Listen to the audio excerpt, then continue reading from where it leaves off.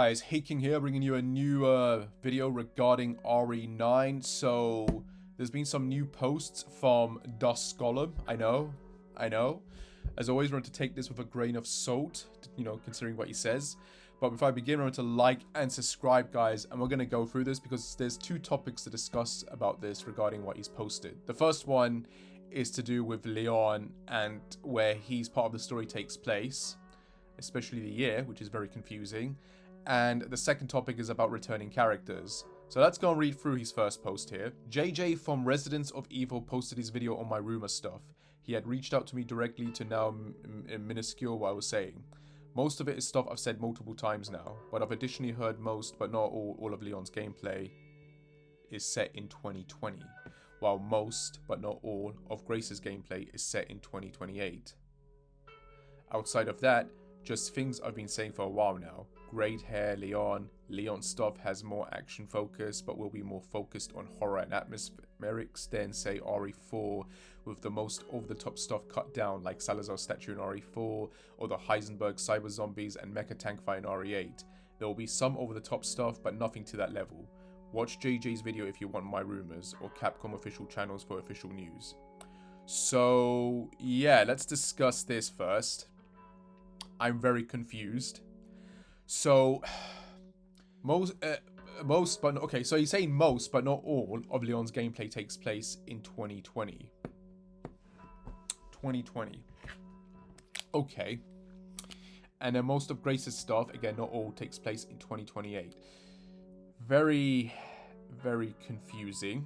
Because it pretty much means that we're going to be playing two different campaigns then. And that we're going to be flashing back, and it's pretty much Revelations 1 and 2. Like, we're going to be flashing back. It's going to be very, I'm assuming this is very much similar to Revelations 1 in terms of the fact that you're going to have these sections of the game where you're going to flashback, like these big long flashbacks, and we're going to get some of this backstory. But it's also going to be similar to Revelations 2 in the fact that, sorry, I was referring to 1. This is going to be similar to Revelations 2 in the fact that you're playing two different campaigns, but they're months apart. In this case, they're years apart. So this is very confusing because that means whatever happens in 2020 is going to have a direct effect on what happens in 2028. And then the big question is going to come down to, is Leon's section going to be primarily Raccoon City then? Which I don't think is going to be the case. And let me explain. We know Grace is going to wake up in the Rhodes Hill, like she's going to get kidnapped and she's going to get taken to the Rhodes Hill Center, which is a neighboring location to Raccoon City. So I think that pretty much at least tells me that at some point we're going to get through this location and then we're going to go to Raccoon City with Grace. And then at some point Leon's going to come in and we're going to play as Leon in Raccoon City. However, this 2020 stuff, for me at least, means that we're going to be playing in another location that hasn't been revealed yet, and it's not going to be Raccoon City. I think what's going to happen is we're going to play most of Grace's stuff, and it's going to take place in the Rhodes Hill Center and Raccoon City. So most of Raccoon City and what we're going to explore in that is going to be playable in Grace's segment. Leon's stuff, when it comes to Raccoon City, I think is going to be consisting of the RPD station specifically, the ruins of the RPD station, and maybe some new level that's like the lab area of the game, where Leon's going to go gong-ho. I think this segment with Leon in Raccoon City is going to be very similar to, say, that one chapter that we play as Isaac in the Ishimura in Dead Space 2, and that one act we play as Solid Snake in Metal Gear Solid 4, aka Shadow Moses. So I think that's how they're going to structure this. But that's going to be like a short segment of Leon, and then it's going to cut back to Grace, and then we're going to do like the whole final with Grace, and then probably we're going to cut back to Leon again, maybe fighting the real final boss or something. But Leon's entire section in 2020 is going to be this whole new area that we haven't seen yet. So we got the Renwood Hotel with Alyssa and Grace, and that probably takes place in 2020. That's going to show us, and then we're going to cut to 8 years later, and we're going to go back to the Renwood Hotel, the ruins of it. And then we're going to play the Rhodes Hill Center, which is going to be one big area of the game with Grace. And then we're going to go to Raccoon City Ruins, and wherever the final location is in terms of like the lab and the hidden lab. And then there's going to be that big section in 2020 that we play as Leon. I think that's how it's going to be. That's what I'm assuming. Now, right now, I'm trying to find out when Resident Evil 8 takes place. So Resident Evil 8 takes place primarily on February 9th and 10th of 2021. So we're going to be playing like these flashbacks that take place before the events of RE8. And then this is somehow going to tie into the current story in 2028 with Grace. This is very confusing to me. I really don't understand how they're going to go about this. Like, and the fact that most of Leon's part, like, again, he does say most, but not all of Leon's gameplay is set. So most of it is in 2020, but not all of it. So I'm assuming, yeah, we're going to play as Leon checking out the ruins of Raccoon City or the ruins of the RPD, and that's going to somehow lead to the final lab section and that. I'm assuming that's how it's going to be structured. But why? Like, story-wise, why? And I'm assuming Alyssa dies in 2020. So somehow Leon's story is going to lead into... I think, I've said this before, I think Alyssa and Leon were working together in their investigation, and I think that's somehow going to tie in to her death. So whatever happened with Leon's story is going to lead to Alyssa dying, I think. It's, again, speculation on my part. But yeah, I really have not much to say about this. Like, and of course, you know, the cutting down of some of the over-the-top stuff. Yeah, I'm happy about that. Like, I mean, I didn't like the Salazar statue, but I did like the cyber zombies and the mecha fight in RE8. I didn't mind that. But yeah, anything to make it a bit more serious and not over-the-top crazy, I don't mind that. So yeah, that's fine. That's fine. But yeah, I don't really know what to think. It's very weird to get this reveal. Like, oh, by the way, like, so that tells me maybe we're not going to get, like, maybe we'll get a little look at Raccoon City, but I think if they're going to reveal Leon, they're going to reveal Leon and they're going to reveal this new location where you play your segments at. Unless the Raccoon City stuff is 2020. But then how does that... See, I've got a weird feeling, guys. I've got this weird bloody feeling that that hooded guy is Leon. Or something happens to Leon. And he gets, like, he goes to Raccoon City, he's doing some investigation, whatever, and he gets captured. And then he's, like, captured and tortured for, like, 8 years. Until Grace finds him and rescues him. And that's going to lead to Leon's death at the end of the game, where, like, he's rescued, but now he's, like, he's dying or something. Like, I don't know, I've got this weird, crazy, like, because he could be the hooded guy. He could be the hooded guy. Like, something happens and he gets mind-controlled. And they're basically doing the whole Jill evil plot thing from RE5 again. I hope not. I hope that's not the case. But it could also be a case that, like, if Leon's stuff is the Raccoon City stuff, then he's investigating that area first, and then he's going to get captured, and then that's it. Like, Leon's out of the story, and then we're going to play as Grace, and eventually, like, we meet with him, and then we're going to find out how he got there, basically. That's when we play his segments, and it all leads up to how he got captured and experimented on, maybe. Maybe the guy we see in the trailer, or that one shot in the trailer with the burnt skin and that, maybe that's Leon. Like... I don't know, like, I don't know what the hell, if this is true, this is the thing, if you believe this, if Dusk is actually telling the truth, and we got these two different timelines that are going to overlap, 2020 and 2028, and if Leon's stuff is actually mainly the Raccoon City stuff, like, how does that tie into Grace's stuff then? Because she would have to go to Raccoon City. I know some people are going to sit there, well, no, that doesn't make sense. That probably won't happen. But Rhodes Hill Center is literally neighboring Raccoon City. Why would you pick a location that we know from a previous game is neighboring Raccoon City? Like, why? Do you know what I mean? Like, as fans, you're gonna, you know, when they first revealed that the Rhodes Hill Civic Center, it's like, wait a minute, I've heard that location before. Holy shit, it's a neighboring location to Raccoon City. That means it's near there. So like, why would you pick a location near Raccoon City if we're not going to go to Raccoon City with Grace? Does that make sense? So, I don't know. Like, I'm getting very weirded out with all of this. Like, how does this tie in? Like, this is really flip-flopping on me. Like, it's really messing with me in terms of, like, what the hell is going on? What's Capcom planning here? Like... There's more. So, this is someone that asked him, hello, I want to know if Resident Evil Requiem is like an Avengers Endgame. Are they about to wrap up the stories, like you said before, of several characters too, or just Leon to start new stories? I feel like it's kind of an endgame. What do you think? Dusk had this to say. There's more familiar characters in RE9 than just Leon and Alyssa, but it won't be an Avengers Endgame situation either. The cast of main characters will be smaller than RE6, for example. Only Leon, Grace, and Alyssa are playable, and I think people will be surprised both by who's there and who's not there. There's a couple of characters I think people will be shocked don't show up, and a couple who do show up that are equally shocking, if Alyssa returning isn't already shocking.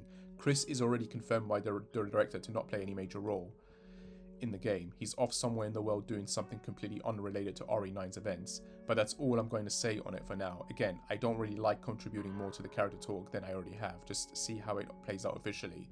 So so that's pretty much confirms right here we're getting multiple returning characters. Like, that pretty much confirms it. Like, we're getting and confirms what was hinted at in that Biohazard French interview that was taken down or not taken down, or it was an YouTube error, translation error, I don't know. But the fact Dusk is saying this and it lines up with what we heard before from that interview, that makes me think that, yeah, okay, we're getting some returning characters, but the question is who?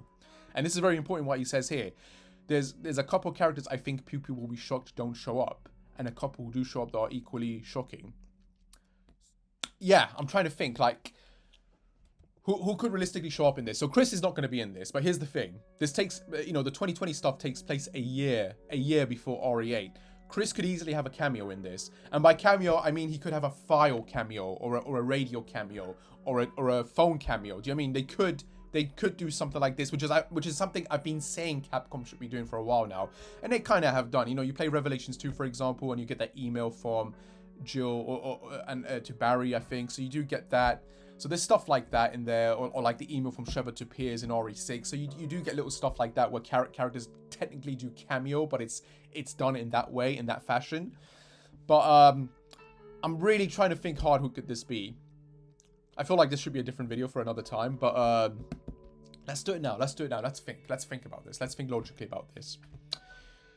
And it's interesting that he's saying Alyssa is playable as well. So I'm assuming we're going to play as Alyssa at some point in the game, where we're going to flash back and we're going to find out what her big secret is and what she was investigating. So we're going to probably get something like that in the game. I think that's going to happen. So it will be like a small segment. But in terms of other returning characters. So number one, Ingrid Hunnigan, I think, is coming back. If Leon's in this, then Ingrid's in this. Ingrid's always there. She's always Leon's like main, you know, contact point and guide. So I feel like she'll be in this game for sure. Number two, Ada Wong. Again, if Leon's in this, Ada has to show up, especially if this might end up being Leon's last game. So I do feel like Ada's going to be in this game, and I feel like Ada will end up being like the DLC character or the unlockable character that you get. So like, you're going to play this game, you're going to finish it, and then you're going to unlock this whole alternative scenario where you play from Ada's POV. Or she ends up being DLC that we pay for and we play, and then we get unlockable in a gold edition in the future. Number three, I'm going to say Jill. And the reason I say Jill is because Jill was in the original version of RE9 that we were supposed to get, which was going to be a multiplayer game that got scrapped and then it got turned to Requiem.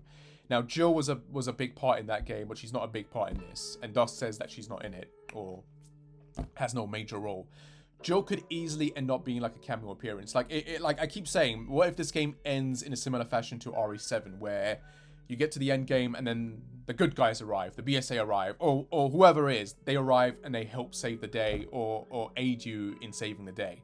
Maybe that's what's going to happen here. Like, we get Jill as a last minute cameo at the very end, and she comes in, and then we get like a DLC with her and we play as her later on.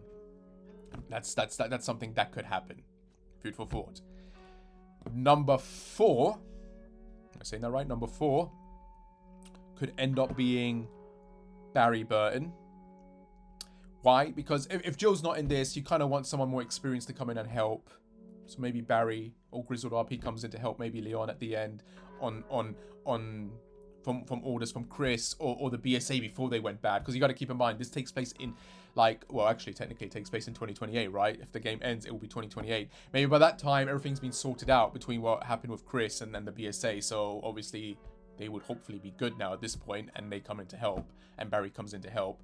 And the reason I say I bring up Barry specifically is because I feel like this game is going to take a lot of elements from unused ideas that were scrapped previously by other games. So I do feel like this game is very much inspired by those scrapped ideas from Resident Evil 3.5, the Fog and the Hookman version, and obviously other ideas, maybe like Resident Evil Gaiden, which isn't canon, but they Revelations 2, for example, took a lot of elements from Gaiden, especially with the whole Barry looking after this little girl and that, and taking her under his wing. and adopting her. So that's a lot of elements they took from there. So maybe they do something here, and Barry ends up coming in and helping to save the day. But also, especially if another character is involved in the story, and that would make sense to involve Barry, which brings me to number 5, Alex Wesker / Natalia Corda, who could end up being in this game. Maybe, like, we've gotten some little potential hints maybe, but it's nothing concrete. It could just be a gameplay element, like I said in my previous video. But, you know, if Barry ends up being in this, maybe it's because Natalia's in this, and for us, he's coming there to help her and that. So it's something to consider. Maybe not. Again, this is all speculation on my part. I don't bloody know. I'm just trying to, like, theorize who could realistically be in here, depending on the situation. Number 6, Sherry Birkin. Like, again, it's number 6 and number 7, Sherry Birkin and Claire Redfield.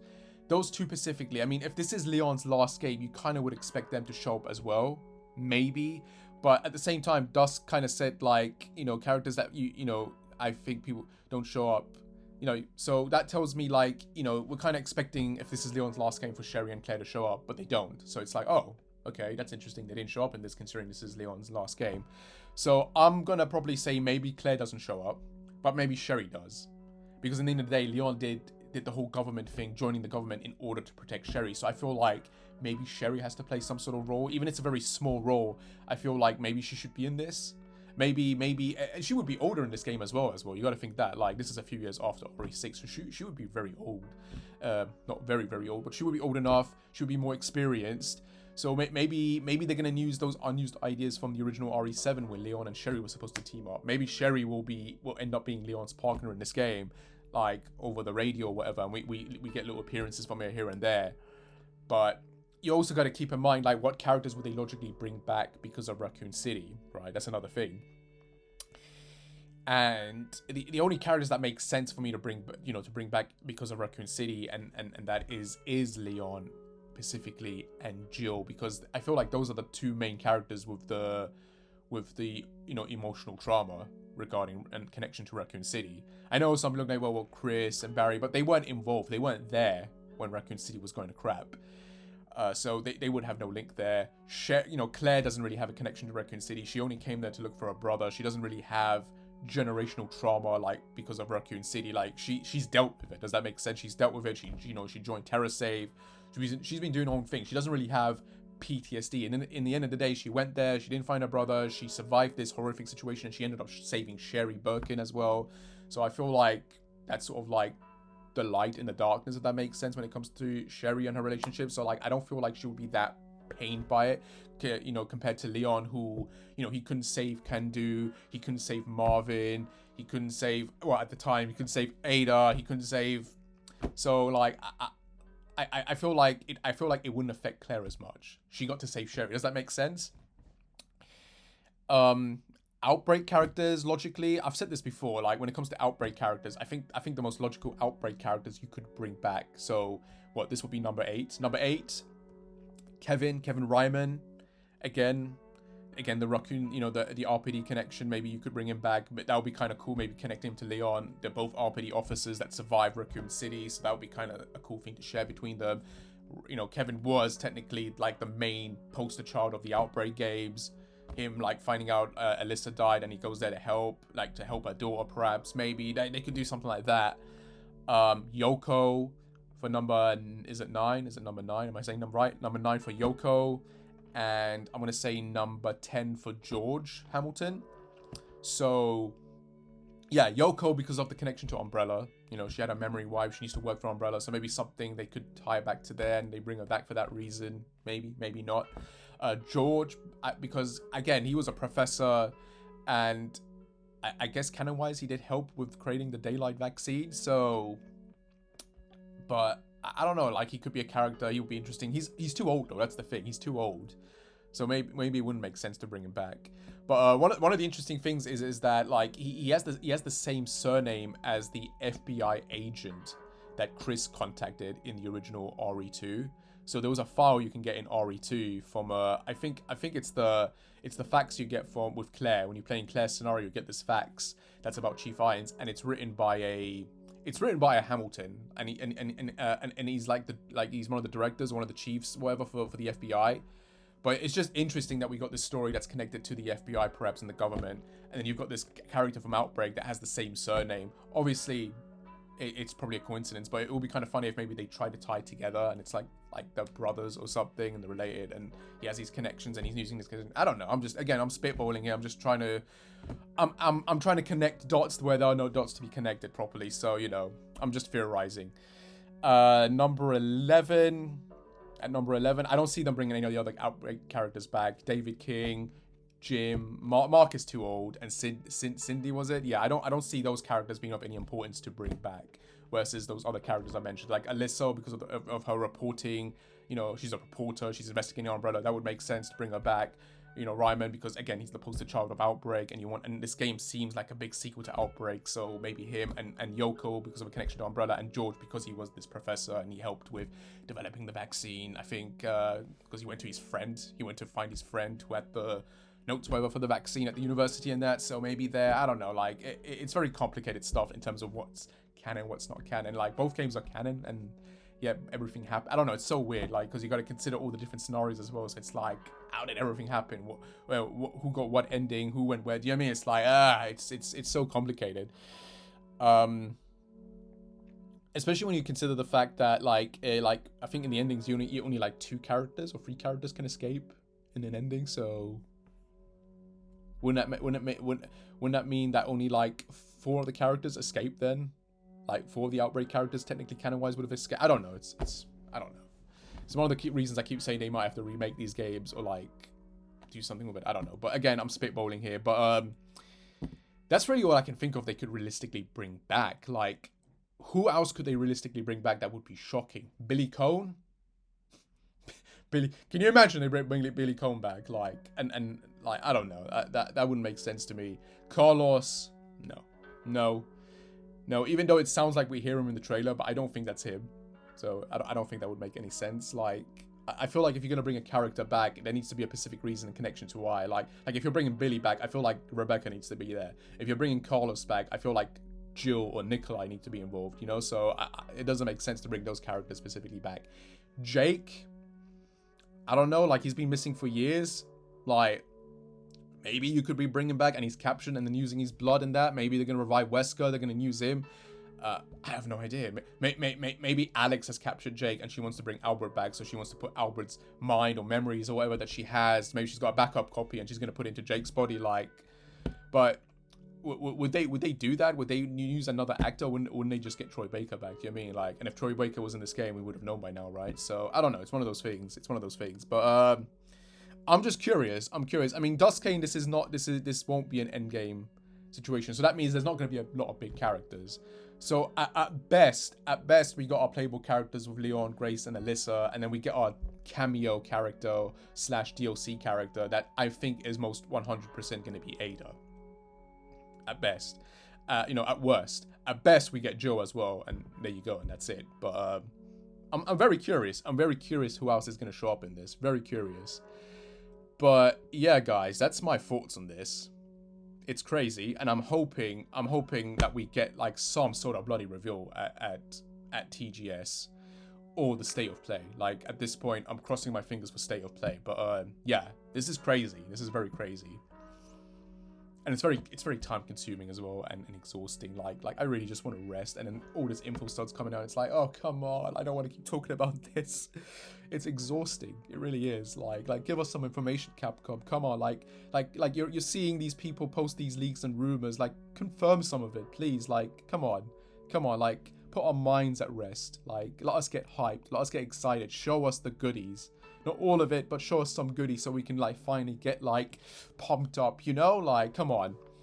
Like, what we've seen is decent, but it's not making me go, oh my god, I can't wait. Like, it's like, yeah, it's good. I'm definitely getting this, but I'm not getting excited, I need something that's gonna make me go, holy crap, like, yes, like, yes, like. But yeah, that's my thoughts on this, guys. That's my thoughts. That's really it. Alright, guys, I hope you liked that. As always, remember to like and subscribe, please. And yeah, I shall see you when I shall see you. And yeah, I can't wait for State of Play and TGS. Like, hurry up. Come on, hurry up. Let's do this. Anyway, take care and bye, guys. Take care and bye.